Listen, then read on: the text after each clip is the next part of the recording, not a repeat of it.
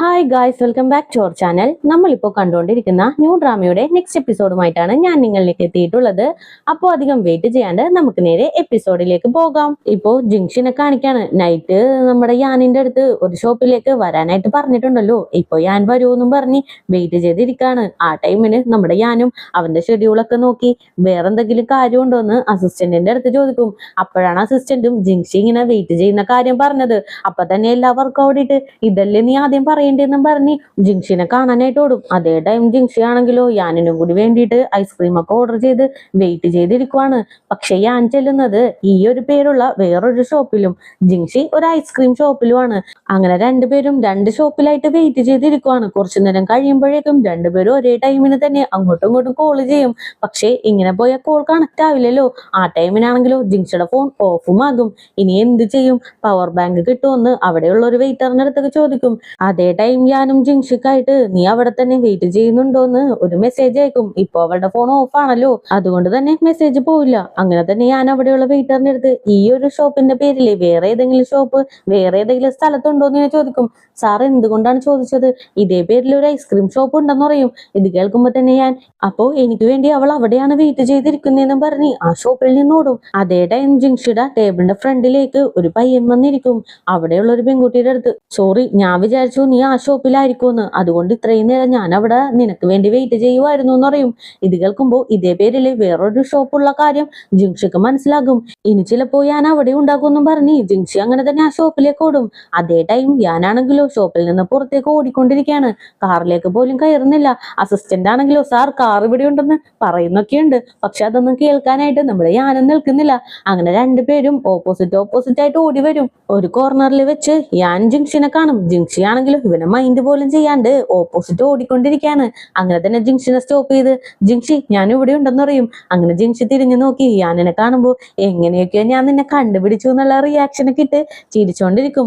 അപ്പൊ തന്നെ ഞാൻ എനിക്കിനി സംസാരിക്കാനില്ല, എനിക്ക് നന്നായിട്ട് വിശക്കുന്നുണ്ട്, നമുക്ക് ആദ്യം ഫുഡ് കഴിക്കാന്ന് പറയും. അങ്ങനെയാണെങ്കിൽ ഏത് ഷോപ്പിലേക്ക് പോകുമെന്ന് ഇങ്ങനെ ചോദിക്കും. രണ്ടുപേരും രണ്ട് വശത്തേക്ക് കൈ കാണിക്കും. അപ്പൊ തന്നെ ഞാൻ എന്തായാലും ഇനി ആ രണ്ട് വശത്തേക്ക് പോകണ്ട, വേറൊരു ഷോപ്പ് കണ്ടെത്താന്നും പറഞ്ഞ് മൂന്നാമതൊരു വഴി കണ്ടെത്തി അവരങ്ങോട്ടേക്ക് പോകും.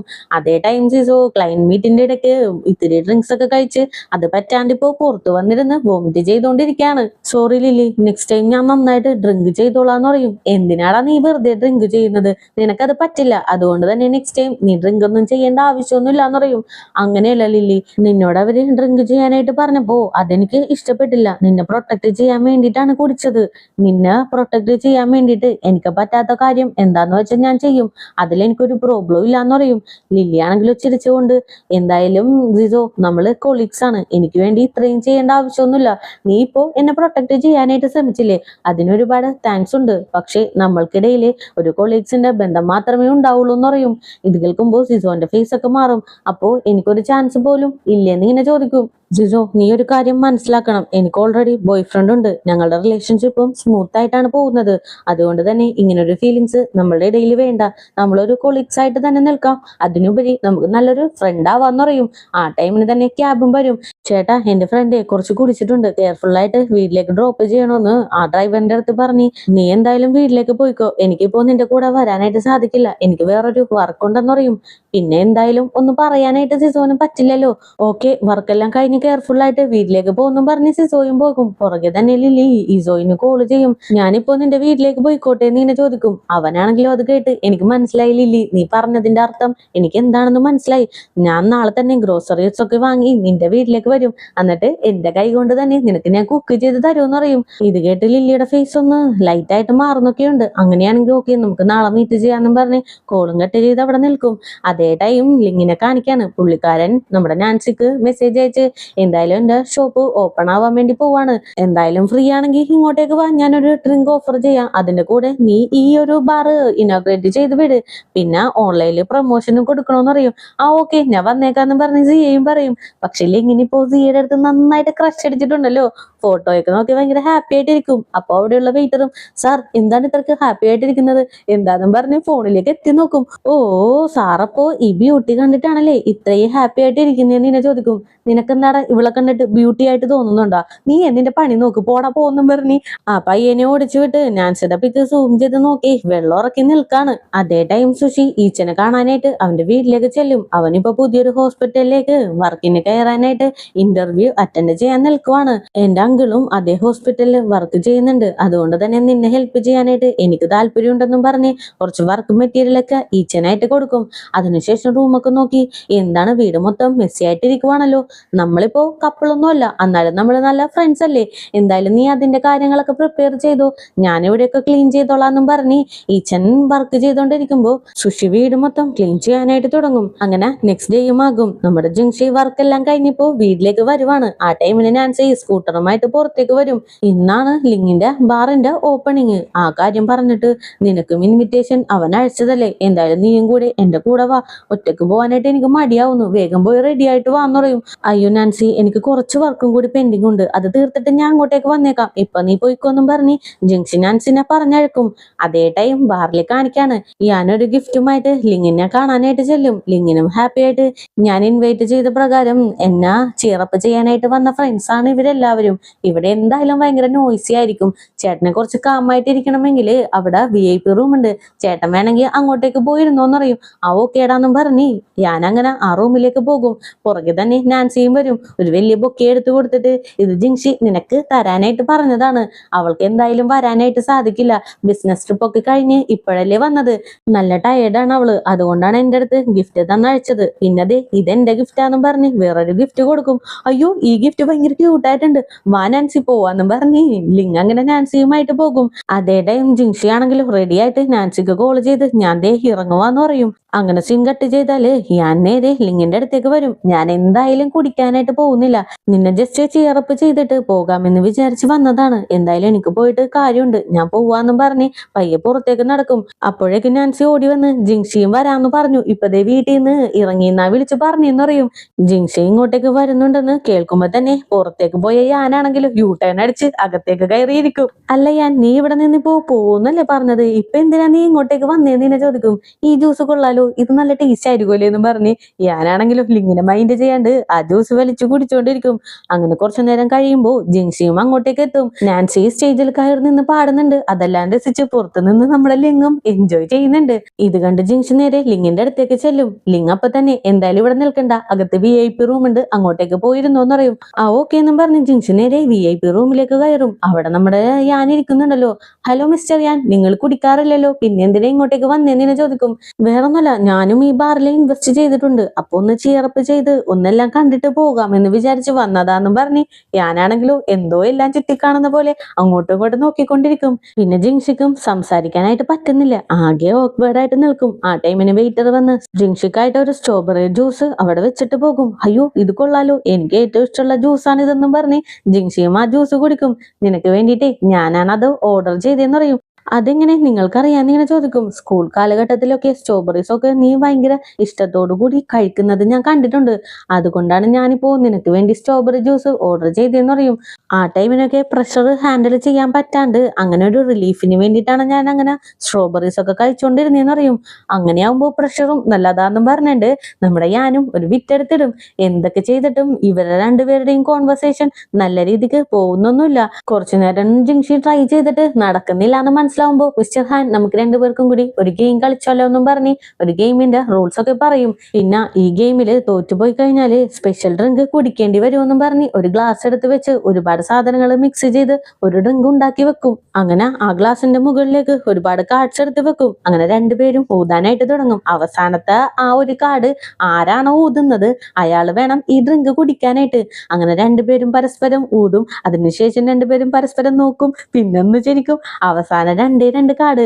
ജിങ്ഷി ആണെങ്കിലോ കറക്റ്റ് ആയിട്ട് ഊതി ഒരു കാർഡ് മാത്രം കളയും. ഇനി ഒരു കാർഡ് മാത്രമല്ലേ ബാലൻസ് ഉള്ളൂ, അപ്പോ നമ്മുടെ ഞാൻ തോൽക്കും. എന്തായാലും ഞാൻ എന്റെ തോൽവി അക്സെപ്റ്റ് ചെയ്തു, ഈ സ്പെഷ്യൽ ഡ്രിങ്ക് ഞാൻ തന്നെ കുടിച്ചോളാന്നും പറഞ്ഞ് അതങ്ങാട് എടുത്ത് പെട്ടെന്ന് തന്നെ അങ്ങോട്ട് കുടിച്ചങ്ങോട്ട് തീർക്കും. ഈ സ്പെഷ്യൽ ഡ്രിങ്കിന് സ്പെഷ്യൽ ടേസ്റ്റ് ആണെന്നൊക്കെ പറഞ്ഞ് ഞാൻ ഇരിക്കുവാണ്. ഇത് കാണുമ്പോൾ ജിങ്ഷി വല്ലാണ്ട് ഇംപ്രസ് ആകും. അതുമല്ലാണ്ട് പാവം നമ്മുടെ യാനിന്റെ ഇരിപ്പ് കണ്ട് ചിരിയൊക്കെ വരുന്നുണ്ട്. അതേ ടൈം ലില്ലിനെയും ഈസോയുനെയും കാണിക്കാണ്. രണ്ടുപേരും വീട്ടിൽ വന്ന് ഫുഡൊക്കെ ഉണ്ടാക്കി കഴിക്കാനായിട്ട് ഇരിക്കുമ്പോ ലില്ലി ആണെങ്കിലോ ഈസോയു ഞാൻ ശരിക്കും നിന്നെ ലവ് ചെയ്യാനായിട്ട് തുടങ്ങിന്ന് പറയും. അതിനിപ്പോ എന്താ, അതൊക്കെ നല്ല കാര്യമല്ലേ എന്ന് ഈസോയും ഇങ്ങനെ ചോദിക്കും. അപ്പൊ തന്നെ ലില്ലി, അങ്ങനെയല്ല, ആദ്യമൊക്കെ ഞാൻ ഒന്നിനെയും പറ്റി ചിന്തിക്കാറേ ഇല്ലായിരുന്നു, പോണ പോക്കിൽ അങ്ങോട്ട് പോയിക്കൊണ്ടിരിക്കുകയായിരുന്നു. പക്ഷെ ഇപ്പൊ അങ്ങനെയല്ല, ലോസിനെ പറ്റിയും ഗെയിനിനെ പറ്റിയും വല്ലാണ്ട് ഞാൻ ചിന്തിക്കുന്നുണ്ട്. ഞാനിപ്പോ ടോട്ടലി മാറിപ്പോയി എന്ന് പറയും. അപ്പൊ തന്നെ ഈസോയു, ലില്ലി ഞാനിപ്പോ ഒരു കാര്യം ചോദിക്കുവാണ്, നീ എന്താണെങ്കിലും ആൻസർ പറയണം. എനിക്കും നിന്നെ ഒരുപാട് ഇഷ്ടമാണ്. നിനക്ക് എന്റെ ഗേൾഫ്രണ്ട് ആയിട്ട് ഇരിക്കാൻ പറ്റുമോ എന്നും ചോദിച്ച് കൈ ഇങ്ങനെ നീട്ടും. അപ്പൊ തന്നെ ലില്ലിയും ഈസോയിന് കൈ കൊടുക്കും. അവൾക്കും മുഴുവനായിട്ടും സമ്മതമാണ്. അങ്ങനെ സീൻ കട്ട് ചെയ്താല് നെക്സ്റ്റ് ഡേ ജിങ്ഷിയും ലില്ലിയും കൂടി നേരെ ഒരു ഹോസ്പിറ്റലിലേക്ക് പോകും. ക്ലിനിക്കൽ ടെസ്റ്റിന്റെ ഒരു അപ്രൂവലും കൂടി ഇവർക്ക് വേണം. അതിനു വേണ്ടിയിട്ട് ചെല്ലുവാണ്. ഈ ടെസ്റ്റ് ചെയ്യാൻ പോകുന്ന ആളാന്നും പറഞ്ഞ് ഒരു ഡോക്ടർ എക്സിബിഷന് ഒരാളെ നമ്മുടെ ജിങ്ഷി മീറ്റ് ചെയ്തില്ലേ, അയാളെ പരിചയപ്പെടുത്തി കൊടുക്കും. അയാൾക്ക് പെട്ടെന്നൊരു എമർജൻസി വരും. എന്തായാലും നിങ്ങൾ ഇവിടെ സംസാരിച്ച് നിൽക്ക്, എന്റെ അസിസ്റ്റന്റ് നിങ്ങൾക്ക് വേണ്ടിയിട്ടുള്ള കാര്യങ്ങളെല്ലാം ചെയ്തു തരുമെന്നും പറഞ്ഞ് പുള്ളി അവിടെ നിന്ന് പോകും. വന്നു നിൽക്കുന്നത് വേറെ ആരുമല്ല, നമ്മുടെ ഈച്ചനായിരിക്കും. ഈച്ചൻ ഇപ്പോ ഈ ഒരു ഹോസ്പിറ്റലിലാണ് വർക്ക് ചെയ്യുന്നത്. അങ്ങനെ എല്ലാവരും കൂടി ഇരുന്ന് സംസാരിക്കാനായിട്ട് തുടങ്ങും. എങ്ങനെയുണ്ട് നിന്റെ വർക്കൊക്കെ, എവിടം വരെ ആയി എന്ന് ഇങ്ങനെ ചോദിക്കും. എല്ലാം കറക്റ്റ് ട്രാക്കിലൂടെയാണ് പോകുന്നത്. അങ്ങനെയാണ് ഞാൻ ദേ ഇവിടം വരെ വന്നത്. അല്ല നീ എന്താ ഇവിടെ ഇങ്ങനെ ചോദിക്കും. വേറൊന്നല്ല, പുള്ളിയുടെ അസിസ്റ്റന്റ് ആയിട്ട് ഞാൻ ഒരുപാട് നാൾ വർക്ക് ചെയ്തിരുന്നു. അങ്ങനെ ആ ഡോക്ടറിന്റെ റെക്കമെൻഡേഷനിലാണ് ഞാൻ ഇവിടെ വന്ന് ജോയിൻ ചെയ്തത്. എന്തായാലും എന്റെ ഫസ്റ്റ് പ്രോജക്റ്റ് നിങ്ങളുടെ കൂടെ ആയിരിക്കുമെന്ന് ഞാൻ ഒരിക്കലും പ്രതീക്ഷിച്ചില്ല എന്ന് പറയും. അങ്ങനെ ഇവര് നോർമലായിട്ടൊക്കെ സംസാരിച്ച് പിരിയും. അങ്ങനെ നൈറ്റ് ഞാൻ എന്നെ കാണിക്കാണ്. പുള്ളിക്കാരൻ വർക്ക് ചെയ്തോണ്ടിരിക്കുമ്പോ പെട്ടെന്ന് ജിങ്ഷിയുടെ അടുത്ത് നിന്ന് മെസ്സേജ്, നാളെ രാവിലെ 8 മണിക്ക് ഇന്ന ഹോസ്പിറ്റലിൽ വെച്ച് ക്ലിനിക്കൽ ടെസ്റ്റ് നടക്കുന്നുണ്ട്, നിങ്ങൾ ഫ്രീ ആണെങ്കിൽ അവിടെ വന്ന് ജോയിൻ ചെയ്യുമോന്ന് ഇങ്ങനെ ചോദിക്കും. എന്തായാലും കറക്റ്റ് ടൈമിനാ വിളിച്ചത്. നാളത്തേക്കുള്ള കാര്യത്തിന് ഇന്ന് നൈറ്റ് വിളിച്ച് പറഞ്ഞാൽ മതി, അപ്പൊ എനിക്ക് വരാൻ പറ്റും. സൂപ്പർ ടൈമിംഗ് ആന്ന് പറയും. സോറി, ഞാൻ കുറച്ച് ബിസി ആയി പോയി, അതുകൊണ്ടാണ് വിളിച്ചു പറയാനായിട്ട് ലേറ്റ് ആയി എന്ന് പറയും. ആ ഓക്കെ, എന്തായാലും നിനക്ക് വരാനായിട്ടുള്ള പേയ്മെന്റ് വന്നില്ലേ, അപ്പൊ പിന്നെ കുറച്ച് ലേറ്റ് ആകും പറയും. ഇത് കേൾക്കുമ്പോൾ ജിങ്ഷിക്ക് ഭ്രാന്ത് കയറി. ഇവനെ പിടിച്ച് നല്ല ഇടിയിടിക്കണമെന്ന് മനസ്സിലൊന്ന് ചിന്തിച്ച്, സോറി ഇനി മുതൽ ഇങ്ങനെ സംഭവിക്കില്ല, ഇനി എല്ലാം മുൻകൂട്ടി നിങ്ങളെ അറിയിച്ചേക്കാന്ന് പറയും. ആ എന്തായാലും നോക്കട്ടെ, ടൈം ഉണ്ടെങ്കിൽ വരാന്നും പറഞ്ഞ് ഞാൻ അങ്ങനെ ഒരു റിപ്ലൈ അയക്കും. എന്താണിത്, ഇവന് വരുന്നുണ്ടെന്ന് പറഞ്ഞ പോരെ, ഇത് അതുമില്ല ഇതുമില്ല, എങ്ങനെയാണ് ഒരു മെസ്സേജ് അയക്കുന്നതെന്ന് പറഞ്ഞ് ജിങ്ഷി ഭയങ്കര ഭ്രാന്ത് കയറി നിൽക്കും. അങ്ങനെ നെക്സ്റ്റ് ഡേയും ആകും. ഇത്തിരി ലേറ്റ് ആയിട്ടാണ് ഹോസ്പിറ്റലിലേക്ക് ചെല്ലുന്നത്. പക്ഷെ ഓൾറെഡി നമ്മുടെ ഞാൻ അവിടെ വന്നിരുന്ന് ഈച്ചനുമായിട്ട് സംസാരിച്ചുകൊണ്ടിരിക്കുകയാണ്. ജിങ്ഷിനെ കാണുമ്പോ തന്നെ ഈച്ചൻ ആദ്യം ഒരു ചെയർ കൊണ്ടുവന്നിട്ട് ഇതിലേക്ക് ഇരിക്കാനായിട്ട് പറയും. അതേ ടൈം ഞാനാണെങ്കിലും അവൻ ഇരുന്നേറ്റ സീറ്റിൽ നിന്ന് നീങ്ങിയിട്ട് ജിങ്ഷി നീ ഇവിടെ വന്നിരിക്കാനും പറയും. ജിങ്ഷി ആദ്യം കൺഫ്യൂസ്ഡ് ആവുമെങ്കിലും അവസാനം ഞാൻ എന്റെ അടുത്തേക്ക് തന്നെ ഇരിക്കും. അങ്ങനെ സംസാരിച്ചെല്ലാം കഴിഞ്ഞതിന് ശേഷം നിങ്ങൾ എന്തായാലും ഇവിടെ ഇരിക്ക്, ഞാൻ എന്റെ വർക്ക് ചെയ്യട്ടെ എന്നും പറഞ്ഞ് ഈച്ചൻ അവിടെ നിന്ന് പോകും. അപ്പൊ തന്നെ ഞാൻ എഴുന്നേറ്റ്, നിന്റെ ഡോക്ടർ സെലക്ഷൻ പോലും സൂപ്പർ ആയിട്ടുണ്ടല്ലോ എന്ന് ചോദിക്കും. ആക്ച്വലി ഞാൻ ഇവിടെ വന്നതിന് ശേഷമാണ് ഈച്ചൻ ഇവിടെ ജോയിൻ ചെയ്ത കാര്യം പോലും അറിയുന്നത്. എന്തായാലും ഈച്ചലിൽ എനിക്ക് വിശ്വാസമുണ്ട്, അവൻ പ്രൊഫഷണൽ ആണെന്ന് പറയും. ഓ എന്തായാലും നല്ല റേറ്റിംഗ് ആണല്ലോ കൊടുക്കുന്നത്, എന്നാലും നിനക്ക് പേടിയൊന്നും ഇല്ലേ എന്ന് ചോദിക്കും. പേടിയൊക്കെ ഉണ്ട്, എന്തോ എക്സാം എഴുതുന്ന പോലെ ഒരു ഫീലാണ് എനിക്കെന്ന് പറയും. ആ ശരി, അല്ല ഇനി പ്രിന്റ് എടുക്കാനായിട്ട് എത്ര ടൈം എടുക്കുമെന്ന് ചോദിക്കും. എന്തായാലും ഒരു ഹാഫ് ആൻ അവർ എടുക്കുമെന്ന് പറയും. എന്തായാലും ഫ്യൂച്ചറിൽ ഇതിനും കൂടുതൽ മുമ്പ് കിട്ടാനായിട്ടുള്ള അഡ്വാൻസ്ഡ് ടെക്നോളജി യൂസ് ചെയ്യണം. എന്തായാലും വാ നമുക്ക് വെയിറ്റ് ചെയ്യാന്നും പറഞ്ഞ് എല്ലാവരും കൂടി ഇപ്പോൾ റിസൾട്ടിനായിട്ട് വെയിറ്റ് ചെയ്ത് നിൽക്കുവാണ്. ആക്ച്വലി ഇവര് കണ്ടുപിടിച്ചത് സ്പൈനൽ കോഡിന് ഇഞ്ചുറീസ് ഒക്കെ പറ്റുമ്പോൾ അത് സ്റ്റേബിൾ ആയിട്ട് നിർത്താനായിട്ട് അതിനുള്ളിൽ വെക്കുന്ന ഒരു സപ്പോർട്ടീവ് മെറ്റലാണ്. അതിപ്പോ ഓപ്പറേഷൻ നടത്തി ഒരു പേഷ്യന്റിന്റെ ഉള്ളിലേക്ക് വെച്ചോണ്ടിരിക്കുകയാണ്. പേഷ്യന്റിന്റെ പാരന്റ്സും വല്ലാത്ത ടെൻഷനിലാണ്. അങ്ങനെ കുറച്ചു നേരം കഴിയുമ്പോൾ ഡോക്ടേഴ്സ് പുറത്തേക്ക് ഇറങ്ങി വന്ന് നിങ്ങളുടെ പ്രോജക്റ്റ് സക്സസ് ആണ്, പേഷ്യന്റിന് അത് കറക്റ്റ് ആയിട്ട് സൂട്ട് ആവുന്നുണ്ടെന്ന് പറയും. ഇത് കേൾക്കുമ്പോൾ എല്ലാവരും ഹാപ്പി. പേഷ്യന്റിന്റെ പാരന്റ്സ് പോലും ഭയങ്കര ഹാപ്പി ആയിട്ട് ജിങ്ഷിയുടെ അടുത്ത് വന്ന് നന്ദിയൊക്കെ പറയും. അങ്ങനെ ഞാനും ജിങ്ഷിക്ക് ഒരു ഷെയ്ക്ക് ഹാൻഡ് ഒക്കെ കൊടുക്കും. അതിനുശേഷം ഈച്ചം വന്ന് ഇനി ഫ്യൂച്ചറുള്ള എല്ലാ ക്ലിനിക്കൽ ടെസ്റ്റും ഇവിടെ വെച്ച് ചെയ്യാമെന്ന് ഹെഡ് അപ്രൂവൽ തന്നിട്ടുണ്ടെന്ന് പറയും. ഇത് കേൾക്കുമ്പോൾ ജിങ്ഷി ഹാപ്പി ആകും. അപ്പൊ തന്നെ ഞാൻ ആദ്യം പേഷ്യന്റിനെ നല്ല രീതിക്ക് നോക്കണം. പേഷ്യന്റിന് എന്തെങ്കിലും പറ്റിക്കഴിഞ്ഞാല് ഫ്യൂച്ചറിൽ ഈ ഒരു കമ്പനി പോലും ഉണ്ടാവില്ല, അതാദ്യം നോക്കണമെന്ന് പറയും. ഈച്ചനും ആ അത് ശരിയാന്നും പറഞ്ഞ് നിൽക്കും. അപ്പോഴേക്കും സിസോ വരും. എന്തായാലും നമ്മുടെ ക്ലിനിക്കൽ ടെസ്റ്റ് അപ്രൂവൽ ആയി, ഇനി നമുക്ക് ഇത് സെലിബ്രേറ്റ് ചെയ്യണം, നമുക്ക് എല്ലാവർക്കും കൂടി ഒരു ഡിന്നറിനായിട്ട് പോവാന്ന് പറയും. ആ ഓക്കെ, എന്തായാലും ഇത് സെലിബ്രേറ്റ് ചെയ്തേ പറ്റുള്ളൂ, ഞാനും കൂടി വരാന്ന് പെട്ടെന്ന് ഈച്ചൻ സമ്മതിക്കും. അങ്ങനെ തന്നെ ജിങ്ഷി, മിസ്റ്റർ റിയാൻ നിങ്ങൾ വരില്ലേ എന്ന് ചോദിക്കും. ഞാനാണെങ്കിലും ഒരുപാട് വർക്ക് ഉണ്ടല്ലോ, അതുകൊണ്ട് തന്നെ അസിസ്റ്റന്റ് ടൈം ഉണ്ടാവില്ല എന്ന് പറയും. അപ്പൊ തന്നെ ഞാനും എന്തായാലും പേഷ്യന്റിനെ നോക്കണം, അതേപോലെ ഹോസ്പിറ്റലിലേക്ക് ഒരുപാട് പേഷ്യൻസ് ഒക്കെ വരും. അപ്പോ ഡിന്നർ കഴിക്കാൻ പോവാനായിട്ട് ഈച്ചനും ടൈം ഉണ്ടാവില്ല എന്ന് പറയും. അതെ അതെ, ഞാൻ പറഞ്ഞത് കറക്റ്റ് ആണ്, എനിക്ക് ടൈം ഉണ്ടാവില്ല എന്ന് ഈച്ചനും പറയും. അപ്പൊ തന്നെ ജിൻഷി, അങ്ങനെയാണെങ്കിൽ നെക്സ്റ്റ് ടൈം നമുക്ക് ഫ്രീ ആകുമ്പോൾ എല്ലാവർക്കും കൂടി ഒരുമിച്ച് ഡിന്നറിന് പോവാന്നും പറഞ്ഞ് അത് സ്റ്റോപ്പ് ചെയ്യാനായിട്ട് നോക്കും. അപ്പൊ തന്നെ ഞാൻ, അങ്ങനെയാണെങ്കിൽ ജിൻഷി വാ, നമുക്ക് ഒരുമിച്ച് ഡിന്നറിന് പോവാന്ന് പറയും. ഒരുപാട് ജോലികൾ ഇങ്ങനെ കിടക്കുവാന്ന് പറഞ്ഞിട്ട് ഇപ്പൊ പെട്ടെന്ന് എങ്ങനെയാ ടൈം കിട്ടിയെന്നുള്ള രീതിയിൽ എല്ലാരും ഷോക്കായിട്ട് നോക്കും. ആക്ച്വലി ഈച്ചനെ നൈസായിട്ട് ഒഴിവാക്കാനായിട്ടുള്ള യാനിന്റെ പ്ലാൻ ആയിരുന്നു. ഇനി എന്തായാലും വേറെ നിവർത്തിയില്ല, ഇൻവെസ്റ്റർ അല്ലേ വിളിച്ചത്, ആ ഓക്കെ എന്ന് പറഞ്ഞ് ജിൻഷിയും അങ്ങനെ യാനിന്റെ കൂടെ പോകും. പുറത്തെത്തി കഴിയുമ്പോ തന്നെ സിസോ, എന്തായാലും നീ യാനിന്റെ കൂടെ പോയിക്കോ, ലില്ലി കോള് ചെയ്യാനായിട്ട് പോയിട്ട് ഇതുവരെ വന്നിട്ടില്ല, ഞങ്ങൾ രണ്ടുപേരും കൂടി ഒരുമിച്ച് അങ്ങോട്ടേക്ക് വന്നേക്കാന്ന് പറഞ്ഞ് ജിൻഷിനെ യാനിന്റെ കൂടെ പറഞ്ഞയക്കും. കുറച്ചു നേരം കഴിയുമ്പോൾ ലില്ലിയും വരും. ഞാൻ എന്തായാലും ഡിന്നറിനായിട്ട് വരുന്നില്ല, നീ വേണമെങ്കിൽ പോയിക്കോ, ഞാൻ എന്റെ ബോയ് ഫ്രണ്ടിന്റെ കൂടെ പോവാന്നും പറഞ്ഞ് ഈസോയിന്റെ കാറ് വരുമ്പോ അകത്തേക്ക് കയറിയിരിക്കും. അതുമല്ലാണ്ട് രണ്ടുപേരും കൂടി കിസ്സും ചെയ്യും. ഇതാണെങ്കിലും നമ്മുടെ സിസോ കണ്ട് വല്ലാണ്ട് അപ്സെറ്റ് ആയിട്ട് നിൽക്കും. അതേ ടൈം യുവാന്റെ അടുത്തേക്ക് സിഗ്നയുടെ പുറകെ നടന്ന ആ ഒരു ഇൻവെസ്റ്റർ ഉണ്ടല്ലോ, പുള്ളിക്കാരൻ വരും. ഇയാളുടെ പേര് ചെൻ എന്നാണ്. പുള്ളിക്കാരൻ വന്നിരുന്ന് ജിങ്ഷൻ കമ്പനിയുടെ ഫസ്റ്റ് ക്ലിനിക്കൽ ട്രയൽ സക്സസ് ആയിട്ടുണ്ട്, അതുമല്ലാണ്ട് ഞാൻ വന്ന ആ ഒരു ടൈം മുതൽ തന്നെ നല്ല രീതിയിൽ പെർഫോമൻസും ചെയ്യുന്നുണ്ട്. കുറച്ചുനാൾ കഴിയുമ്പോഴേക്കും നിന്നെയും അവൻ റീപ്ലേസ് ചെയ്യും, നിനക്ക് അവനാ ഈ ഒരു പൊസിഷനിൽ നിന്ന് താഴെ ഇറക്കണമെന്ന് ആഗ്രഹമില്ലേ എന്ന് ചോദിക്കും. യുവാനാണെങ്കിലും പിടികൊടുക്കാത്ത രീതിയിൽ, ഞാൻ ഈ ഒരു കാര്യം കേട്ടിട്ടില്ല എന്ന് വിചാരിക്കാൻ പോവാന്ന് പറയും. അയ്യോ എന്തു പറ്റി, പെട്ടെന്ന് ബ്രദറിന്റെ അടുത്തൊരു സ്നേഹം, എന്താ കാര്യം എന്ന് ചോദിക്കും. അപ്പൊ തന്നെ യുവാനും, നിങ്ങൾക്ക് എന്താണെങ്കിലും സ്ട്രൈറ്റ് ആയിട്ട് കാര്യം പറഞ്ഞൂടെ എന്ന് ചോദിക്കും. ഓക്കെ, ഞാൻ സ്ട്രൈറ്റ് ആയിട്ട് കാര്യം പറയാം. ഞാൻ എന്തായാലും താനെ തോറ്റു പോകുമെന്നാണല്ലോ നിങ്ങൾ വിചാരിച്ചു വെച്ചിട്ടുള്ളത്. ശരിക്കും ഞാൻ എന്റെ സ്ട്രെങ്ത് എന്താണെന്ന് നിങ്ങളെക്കാളും നന്നായിട്ട് തന്നെ എനിക്കറിയാം. എന്തായാലും അധികം വെയിറ്റ് ചെയ്യാണ്ട് നിങ്ങൾ എന്റെ കൂടെ വന്ന് ജോയിൻ ചെയ്യുമെന്നുള്ള ഉറപ്പെനിക്കുണ്ട്, ഞാൻ വെയിറ്റ് ചെയ്തോളാന്ന് പറയും. പക്ഷെ യുവാനാണെങ്കിലും അപ്പൊ തന്നെ ഇയാളുടെ കൂടെ ജോയിൻ ചെയ്യാനായിട്ട് സമ്മതിക്കും.